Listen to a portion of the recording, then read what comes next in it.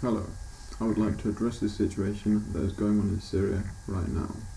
I have made a list of 5 points that I wish to discuss in this video on why the Syrian intervention is a bad idea. Point number 1. There is no evidence, or very poor evidence, this attack was carried out by government forces.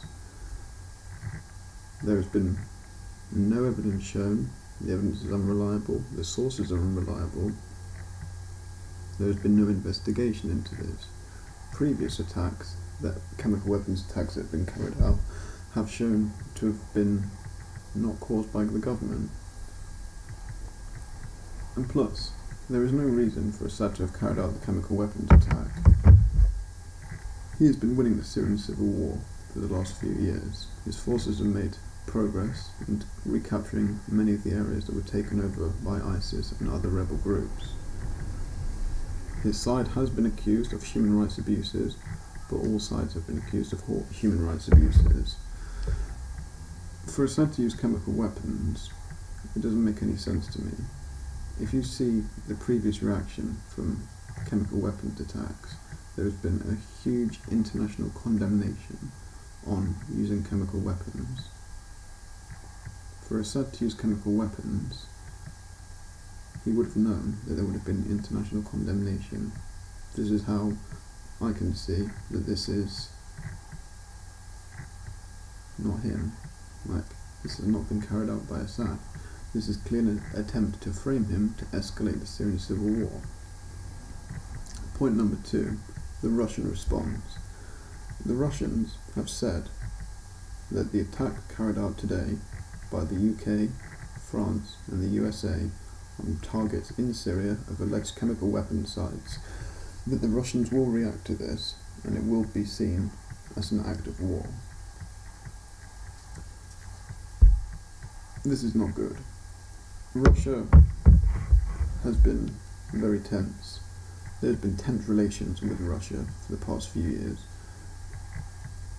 The situation in Ukraine has, you could say, was possibly the start of this. But the Russians have economic and military interests in Syria.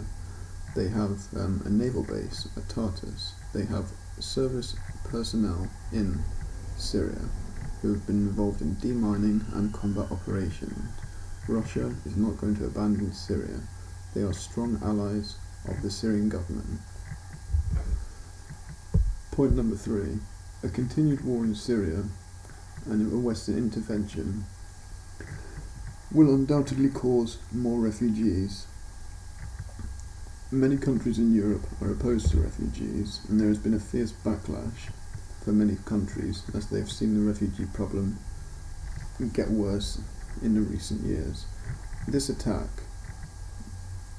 if you look at the attack by the Western countries against Syria, you can tell that this is not going to help the situation. Many Muslims will see this as an attack on another Muslim country. Many of the terror attacks that we've seen in the past few years, the perpetrators of these attacks have accused the main reasons behind the attacks of our involvement in Syria and other Muslim countries. When you look at the news and you see our weapons being used to bomb Muslims in another country, this does not sit well with people. Point number 4. Lessons have not been learned from Iraq and Libya. In Libya, Gaddafi ruled the country. He was destabilised from power during the civil war that we helped to destabilise him, and he was replaced. By who?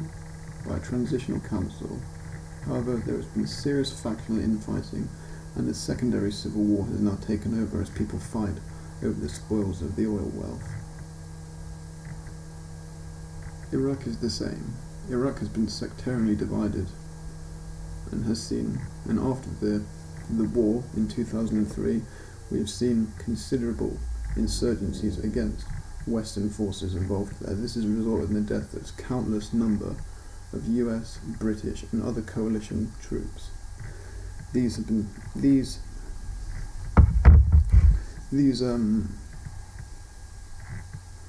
attacks, this insurgency, has shown itself in society as soldiers who suffer from PTSD, loss of limbs from IEDs, various other issues.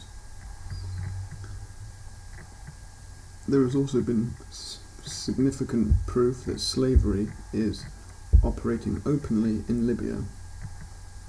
This was not the case under Gaddafi. Gaddafi was not a good man. He had many flaws. He was not a saint, but he helped keep the country together. Assad is the best option that Syria has at the moment. Listen to point number 5.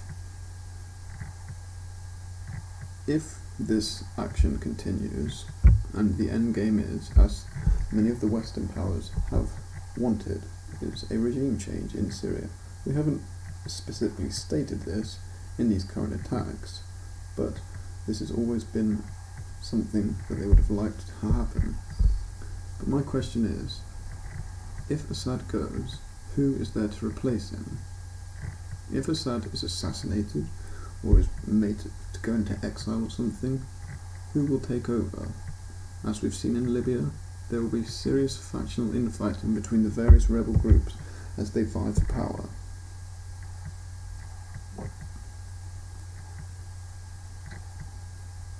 There will be power struggles, and the violence will not stop. The refugee crisis will also increase. I just made this video just to explain a few of my points, just to get them out there and to get people to think and wonder that this attack makes no sense for Assad to have carried out this chemical weapons attack, even though he would have known this serious international condemnation that has and is happening right now. I implore my government and the governments of the other countries to prevent this from escalating any further.